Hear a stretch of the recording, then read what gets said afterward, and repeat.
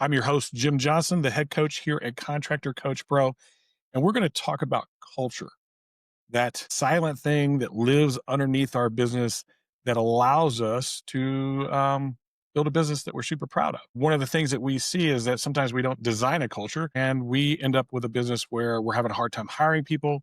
And then also when we do get them hired, them staying. So we're going to talk about that today. Before I do, I want to just give a little bit of a shout out. We have found a sponsor, and it's Hive Ops. If you are looking to automate your commissions, your material invoicing, get a little bit of AI insight into your business with some intelligence about your business, like a private large language model of your business, check out Hive. Get a demo and go see if it'll help you out in your business. It'll shock you. So last week, we talked about the leadership side of things. As a matter of fact, for the last 2 weeks, we've been talking about this leadership pillar right here on the contractor's blueprint. So I just want to do a little bit of refresher, but my promise to you is that by the time we get done today, you're going to see exactly how to build a culture that's magnetic, that'll draw people to you, and then by living it, keep them within your business because you're in alignment. We're going to walk through exactly how to do that. But I need to give you a little bit of background. We've been doing this for a few weeks now to understand this entire thing that runs our, and we have these 12 pillars of our business, and 6 of them are foundational pillars, and 6 of them are operational pillars. And we talked about leadership a couple of times. The very first one, we talked about the entire blueprint, gave you the whole concept. But there's also a matrix. You can see that matrix is orange laid over the blueprint that allows us to do the right thing at the right time based on where we're at as far as a stage with our business. Are we the solo tech doing probably less than 500,000, maybe even 250,000, and it's just us? Are we the operator starting to budge up into the 750, maybe $1 million, and it's us and a couple of people? Are we the entrepreneur and we started to hire people outside of our circle? We're starting to hit 1 to 3 million, somewhere in there. Now that we've got a few people, we've started to build a business. So we've become a bit of a leadership group that has a business. We've put systems and stuff like that in place. And then we have owner, where we've grown some leaders, and those leaders are now leading our business while we're staying and holding them accountable. And that's usually at business, you're going from that 3 million to maybe 7 to 10. Owner, you're going from that 7 to 10 to 12 to 15, maybe as much as 20 or 25. And then in expansion, you're going beyond that. You're starting to repeat what it is that you've done, and you're expanding either in other trades that are very similar to yours or by location. You're doing other locations. But I'm going to talk to you today about culture. I think it's the killer. I think it's the one that makes the biggest difference. We say it all the time around here that culture eats strategy for lunch every single day. And we have a choice with our culture. So I'm going to go ahead and get started here and show you what I'm talking about. We have a choice on what our culture is going to look like. We can either design it or it can be designed for us. And what that creates is chaos. And this is how you'll know. Did that backwards. Oh boy, I can't write like that. Get that fixed. Chaos. And how you'll know that if you have a culture like that is you're going to find people talking behind other people's backs. There'll be drama. There'll be people putting themselves on a pedestal because they think they're better than everybody else. You're going to have people coming in and not staying very long. They're washing out really quickly. They're not on the same page with you. So it creates this chaotic type thing that's going on where everybody's going in different directions and they're all over the place. They're over here, not a very good person, but they're yelling at everybody else. There's frustration and stuff like that. And so we've got this chaotic thing. A lot of times we're wearing all the hats and we're trying to run a business that's very chaotic because there is no alignment. We just hired anybody and everybody that could come to work for us. So we want to make sure that we avoid this type of thing. And then what happens and where this comes from is allowing everybody else to design our culture for us. So on the other hand, get us a good color here. We have design. So we have this ability to design our culture. And that design culture that we have, hopefully leads to something that we love, and there's order and there's alignment. When we get everybody aligned, all going after the same thing, behaving the same way, all seeing that, hey, we're here to help, you have a shocking difference in what your company can achieve and do. And so you can think about everybody on the team at this point, all going in the same direction, trying to get everybody where they need to be. And so you've got these people that are on your team and they're in lockstep, hand in hand. Over here, you've got these people who are frustrated, they don't fit, there's no alignment, and they're leaving. They're trying to find a place where they do fit, where they do belong, where there is order, where there is alignment, where there is growth. And what you end up finding is they cross that wall right there. And these are the other companies that are attracting them. And so you've got a decision to make. You've got this decision of, hey, am I going to let everybody else determine what my culture is? Or am I going to get intentional about this and design my culture? And so just coming back to here for just a second, we talked early on about this solo tech and how important it was to understand your guiding principles. That's really where it all starts. And so we're going to go through a little bit on establishing some guiding principles and what you might do as a solo tech, and then we'll move through each one of them and help you out figuring what you might need to do in your particular business and identifying where you are in the stages so that you can do what's necessary to then build that culture even further and better than where you've already done. Let's come over here. We're going to skip that one. We're going to come back to this pillar. We've been using this pillar for an explanation. We're going to come back to that towards the end so that you can see exactly which thing you got to do in what area of that stages of the scaling matrix. We're going to start here first. I want you to think of that column that I just showed you, like there's a center of it, and you're going to add layers onto that column. So it's a really strong column. And the very first thing, make this a little bigger so I can write in there. Very first thing, that first component of our culture is based on you and those guiding principles. This color right here, I like that color. And that is your dream. Now, this is usually personal to the owner. That person is the one that's doing it. And it's really the emotional reason why you're doing all this. You've decided that you're going to build something. You've decided that, hey, I'm not going to be a solo tech person anymore. I'm going to move in to the next stages of becoming an actual business and all of those other things. And so I've got this dream, and you're probably thinking about it right now. If you fit that solo tech or even the operator area, you probably have something in your mind of like what I want this thing to look like in the end. And I want you to think about it that way. This isn't in a year or 2 years or 3 years. It's in the end. Ultimately, what is this thing going to become? What do I want it to be? And you're going to hear different things. You're going to see lots of promotional stuff out there. Scale your business to 100 million and all that stuff. Hey, no, it's your dream. It's not somebody else's dream.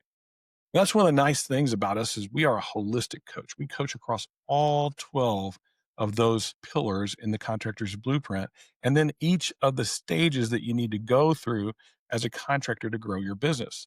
When we first talk with anybody, this is the first thing we do every single time. What's the dream? What are we trying to get to? Because if we can figure out what that is, we can start to build it backwards and add layers on top of it that strengthens that culture and becomes something that you don't just have signs on a wall, but it's something that everybody's living every single day. So the very first component of your culture is the dream, really kind of about you. It might even be sometimes we don't even share it with the rest of the team because it's really where we're wanting to go with our business. And who knows? People want to sell their business. People want to hand it down to their kids. There's all kinds of different reasons why you're building this thing. Some are like trying to build a leadership organization. Some are trying to impact the world in a positive way. There's all kinds of different dreams. And we want to help you achieve those dreams. But you have to establish that first. Now, the difference between a dream and reality is the fact of whether you write it down or not.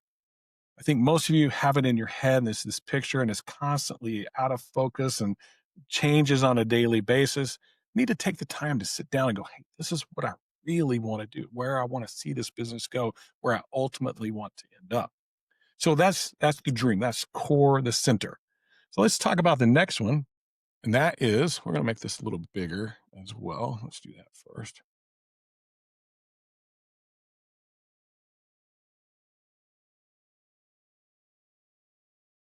And that is your vision. Now, if you were on last week's episode, you'll know that we talked about vision. We talked about how that's a skill that leaders develop. And so, but once we've developed it, then we have to engage people with it. We talked about that super skill of connection that leaders have to have. And the very first thing they have to do is engage people with vision. And this vision, what it does for us is it gives us sight. We know exactly, that's a terrible eye, but we know exactly what it looks like. You usually lay it out about 3 years. Now, I'm talking about owners most of the time, but if you are a sales leader or you're a production leader, you need to think about this thing in your pillar of the business. You're going to have a dream for what your sales team is going to become. You're going to have a vision specifically of what you're going to achieve over a 3-year time span.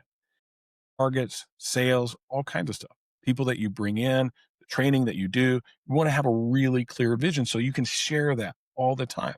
So if you're an owner, it's one vision. If you're a sales leader or production leader, you've got a different vision, but you are in line overall with the company vision. So this vision is something that, to give you a little bit of a breakdown on how it works, is first thing you have to consider is what's possible. What all is possible? Everything. I'd write them all down, every single one of them. Everything that you think is possible.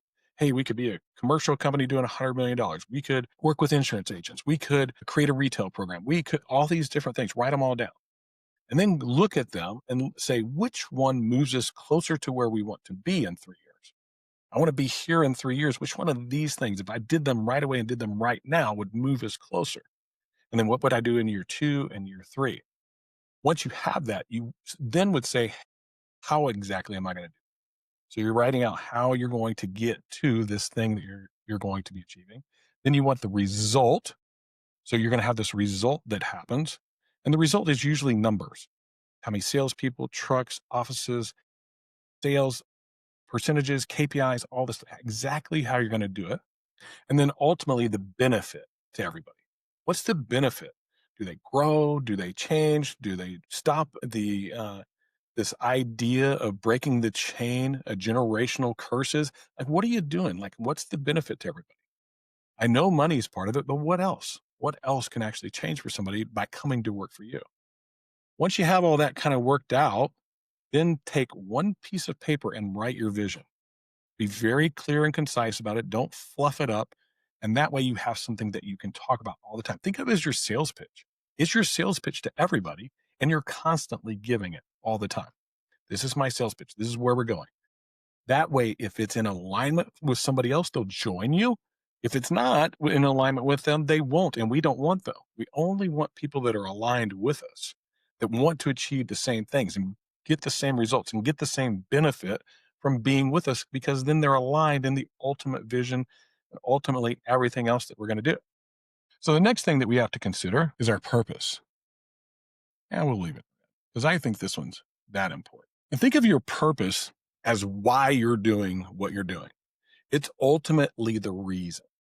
I'll give you a good example. The reason that we do what we do, our purpose is to help people achieve their goals without sacrificing the things that matter most: relationships, their health, and all the other things that some of us tend to sacrifice to build this amazing business. You don't have to do that. We can actually get there faster and not kill ourselves doing it because we actually have a guide and a roadmap. So that's our purpose. What's your purpose? Is your purpose to do something different in the industry to help people? Is it to impact the community by giving back? What is the reason that you're doing what you're doing? I can remember back whenever I owned my own contracting business, our purpose was to make it easy. That was our purpose. It was up on a wall, but we talked about it all the time. And I instigated it. Hey, Anne, how do we make your job easier? Hey, Kelly, how do we make your job easier?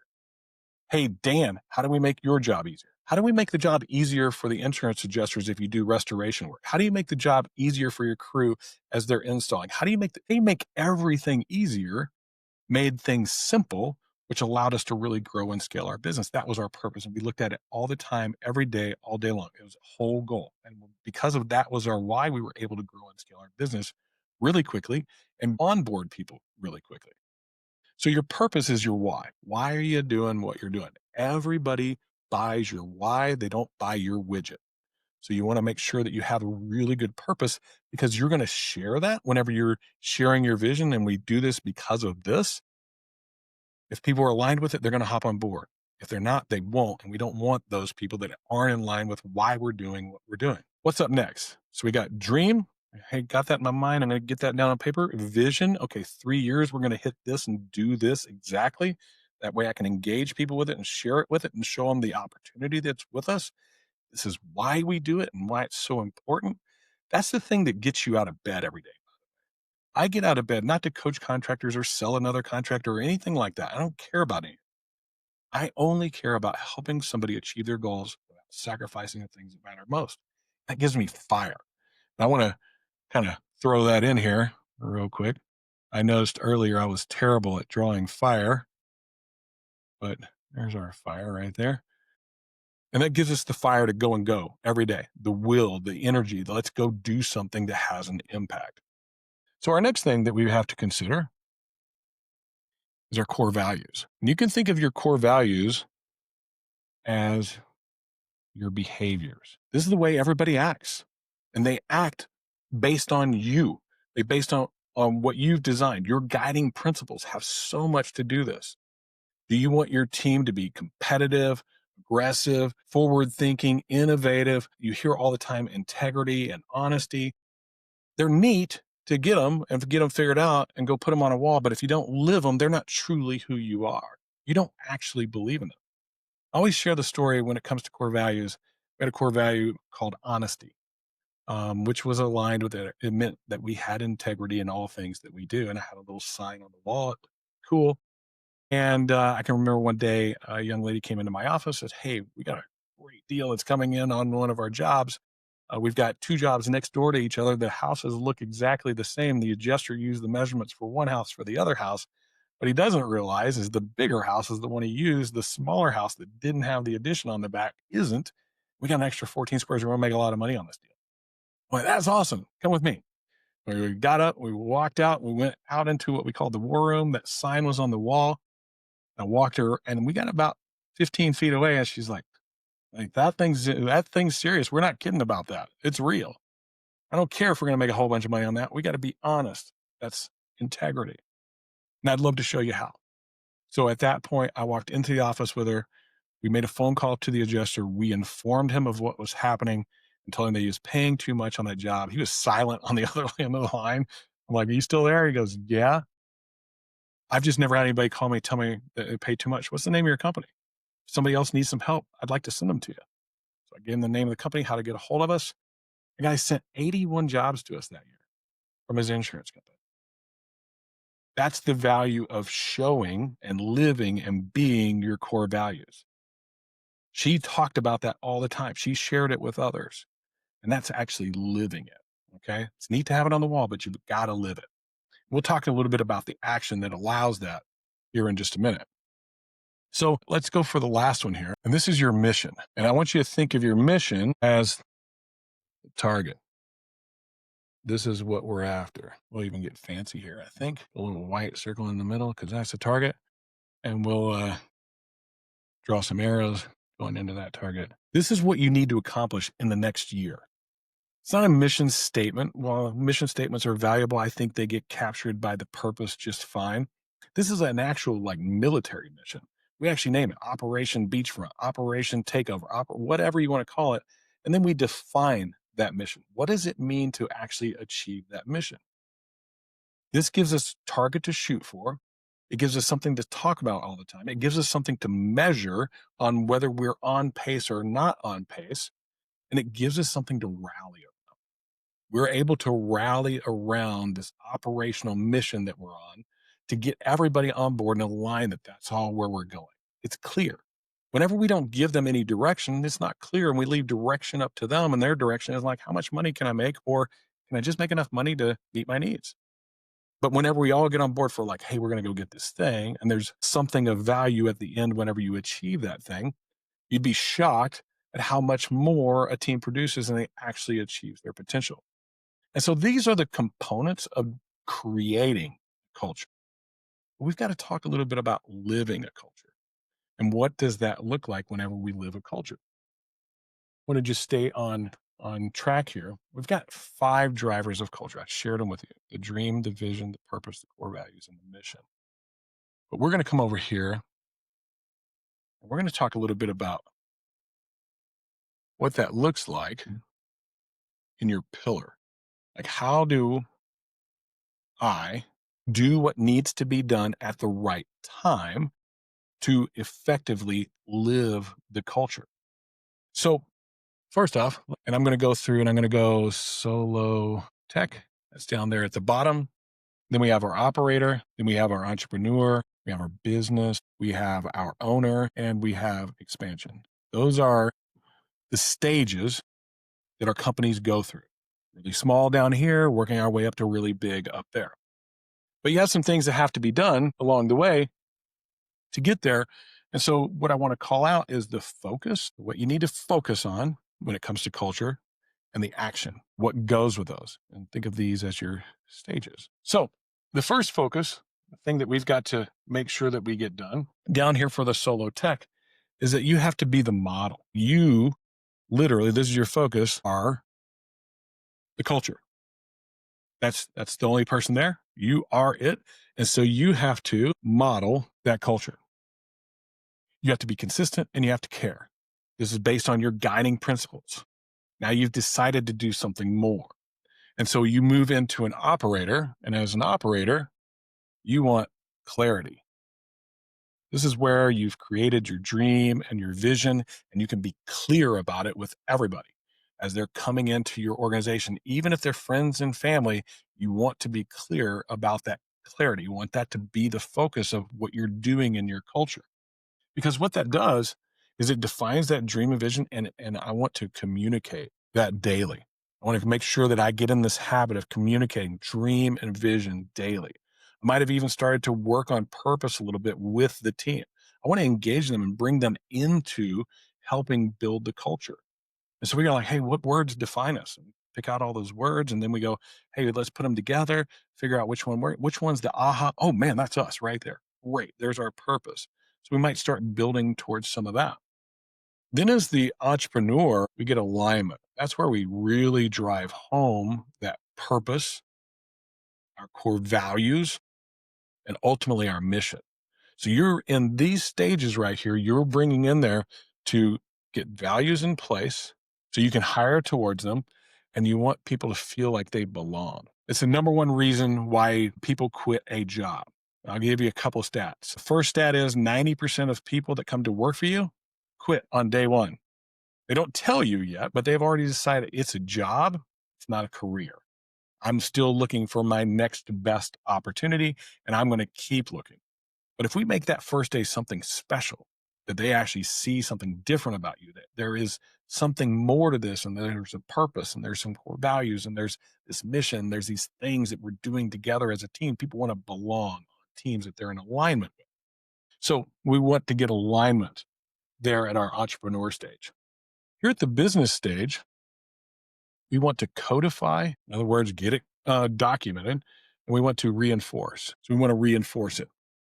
So that's our focus. As we're growing into a business, we're getting everything documented and we're reinforcing it. We're talking about it all the time. We're doing it throughout all the things that we do. We're recognizing people for adhering to the core values. We're recognizing people for helping achieve the mission. We're doing this constantly, which is that encouragement side of things from that super skill of leadership. And we're making sure that people know this is who we are. What this does and what our actions are is we need to train to it, we need to measure it, and ultimately we need to celebrate it. So those are our actions. That's how you start to get into that business side of things, start moving your company into that 8-figure realm as a business is codifying, reinforcing is the focus of what I need to do in my culture. And then I'm going to train, measure, and celebrate when people are achieving it. Now, as an owner, this is where we get to have some real fun. We get to start to delegate it. If we've done all of this right here, if you can remember, we started to empower people as one of the skills of that super skill of connection, and we started to build some leaders. And that allows us to start to delegate some of the culture out there, which what we want to do, our actions is we want to find champions. These are the people that champion our culture. We want them to be the ones that are leading our culture. Now, we don't ever walk away from it. We trust but verify. We want to make sure that what we're installing, they're doing and that they're living to it. So that's what we're doing as an owner. Now, as an expansion business, up here, we're going to export that culture to any other division or trade that we're doing or any other location that we're doing. And so what we're doing there is we're scaling it. We're scaling that culture outside of its current silo into other silos that are in alignment with the overall organization. So that's what it looks like as you grow through each one of these stages of your business, being here, hey man, I am the culture and I just got to model it for right now. Then I want to get it clear and communicate it. Then I want to get it in alignment with values and belonging. Then I want to codify and reinforce it, training and measuring and celebrating to it, ultimately delegating it, getting champions of it, and then exporting it to everything else and trust but verify. Don't walk away and just hope everybody does it. You want to trust but verify. And actually, if you're the owner or you're the leader of a group, you want to go in and high five people. You want to swat them on the butt. You want to take them aside if they need to be taken aside to say, hey, we need to correct. We need to do a little self correction here. Those things are still important for you no matter where you are as a stage of your business. So let's talk about this in kind of a practical sense. I want to give you guys a bit of a test that you can give to yourself and to your organization that allows you to kind of figure out real quick. Ooh, let's undo that real quick.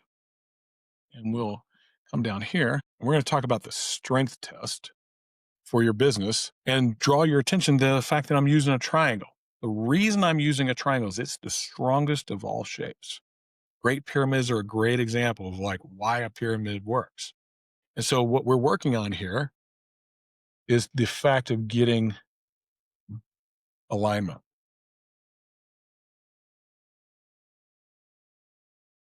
That's what we want in our business. We want alignment. And so there are three factors to this that are going to generate alignment. The first factor is belief. The second factor is behavior. And the third factor is belonging. Now, if we can put all of these together, we build a healthy culture. That healthy culture is going to foster the growth of your business. It'll scale like crazy because you have a healthy culture. And so, how do I test behavior, belonging, and belief? Do your people believe what you believe? That's the first question you need to ask yourself. That's something you should probably write down. If you haven't written down anything else right now, this is the thing you should probably write down. Do your people believe in what you believe in? Because if they don't and they believe in something else, your culture is at risk. So that's belief. Do people behave the way you behave when nobody's watching? And this is one of those ones where I'm going to poke you a little bit as a leader. If you're acting out of character of behavior that you expect, guess what? Everybody else is too. The second you let something slide, you've developed some core values and this is who we are, and honesty is one of them, and you are dishonest, it tells everybody else that didn't mean anything. I can go be dishonest too. Or if you're curious and innovative and you're not doing any curiosity or innovation, oh, that just means a word on the wall. That doesn't really, it's not really a thing. So I don't have to do that either. So that's the big question there. Do people behave the way you behave when nobody's watching? That's the key. Ask yourself that question. Write that one down. This is your strength test for your culture. And then ultimately, do they belong? Or are they just collecting a check? Are they just doing what's necessary? Are they just doing as little as they can? Or are they pushing for reaching their potential and trying to grow? That they belong in the team. They want to be with the team. I'll tell you how you know if belonging is working. Your team wants to be at the office and in community with everybody else. When they're outside of work, they're hanging out with each other. They want to be with you. That camaraderie is what you're looking for. And that's one of those words that I don't think we see as much of anymore. And I think it's one of those things that people are starving for. They're in these little silos right now of their own little worlds in technology. They're missing something in life. And it's this idea of belonging to something that's on their own they could never achieve together. This is called collaboration to achieve greatness and impact. And if you belong to something like that, you don't ever want to leave. So this is your culture health test or strength test. Are you strong in your culture? If you're not, you're running a risk whether your company is going to achieve that ultimate dream that you were after, because I don't care how much strategy you have. If the culture's not in alignment, all headed together, all willing to crawl through glass for each other to achieve the goals, to achieve the mission, you're running a risk of either having a business that you hate or not having a business. You got to ask yourself really fast, like, this is one of those things. Am I having a hard time even hiring people? Well, that's probably because they don't have belief that it's a place for them to behave in a way that's in alignment with them so that they can belong. And then if you are hiring people and they're leaving, they're not staying very long, they're washing out, it's the same problem. They got your vision. That was great. That sounds great. They didn't believe in the vision because you didn't follow through. You didn't educate them. You didn't set the example. You didn't show those behaviors and core values. And it was a place they didn't belong and they know it. And I got to go find a place that I do belong. So I hope that hits home. Whether you're an owner, a sales leader, production leader, administrative leader, this is for all of you. This is everybody. A company has its culture, and each one of those pillars has a culture that needs to be in alignment with it. So defining the company's culture first is important, and then the culture of each one of the individual pillars of the business itself is paramount that it's aligned with it. So that's our training for today. And you got a bit of a choice. You got a choice right now of what you want to do. And we can actually help you if you're interested in getting some help. You're on a path and you're trying to figure out your path right now. And you've got a couple of choices. You can either go and do the DIY and try out our Contractor Sage. It is a AI intelligence aspect. It's the last 27 years of running this business. One of the things that we did that I'm really proud of is we documented everything, recorded almost everything. And we have created a large language model just for contractors. Here's the brilliance of it. This is what makes it different than any other tool that you might use. We put the blueprint and the scaling matrix as the underlying filter for everything. So if you come into it and you ask the questions, or sorry, you give context of who you are, I'm a sales leader, I'm a salesperson, I'm a production leader, I'm a administrative leader, I'm the owner. This is the size of my organization, the company, the revenue we've done. These are my goals. These are the problems that we're having and having an issue with. When it gives you answers back on the questions you ask, it's going to be looking at the stage of the where you're at and giving you the right answer at the right time. Now, maybe do it yourself is not your bag of tricks. And this is where I think most people should go, especially if you're in that 1 to 3 million or a really hungry company trying to scale your business. And you might be a little bit bigger than 3 million, hitting some ceilings. Go take our contractor assessment. It's going to assess your business across all 12 pillars and those stages of your business. It's going to take you about 20 minutes to do it. But if we can get those answers, we don't have to spend that time on a call to get the answers. We can actually coach you. We can actually spend some time with you and give you some coaching on the next 2 or 3 things that you should probably be doing in your business. If you like coaching, you think, hey, this is a good fit for us, and you want a guide to walk hand in hand with you all the way to helping you achieve the goals that you want to achieve, we're really good at it. We've been doing it for 13 years. We have some of the best companies in the country out there doing what it is that we coach. We'd love for you to get a little bit of one-on-one help, because then there's nuance. Then there's understanding. There's relationship between us and you. If you're a little smaller, maybe Contractor Sage. If you're a little bigger, you're looking to scale, you're hungry to grow, you're willing to do the work, we can certainly help you there. If that call is something that goes, hey, that's great, I'd love to coach, awesome, we'd love to have you. If nothing else, it's going to be uber valuable for you for the next 2 or 3 steps, because all we want to do is serve you. We want to help you achieve your goals without sacrificing the things that matter most. That's our training for today. Thank you for attending Contractor Training Room. We're going to continue to do these blueprint things. Here's something I would actually like from you guys. Put some feedback in the comments and stuff I like that. When I roll into the first of the year, I want to coach on some things.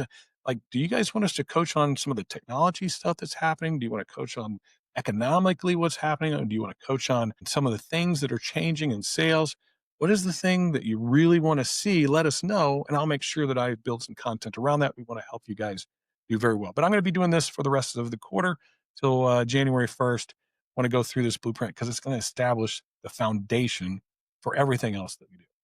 Thanks again for being a Contractor Training Room. You can QR code either one of these or go to contractorcoachpro.com, click the assessment button, or jimjohnson.chat and chat with Contractor Sage. Thanks a lot for being here, and see you on the next episode of Contractor Training Room.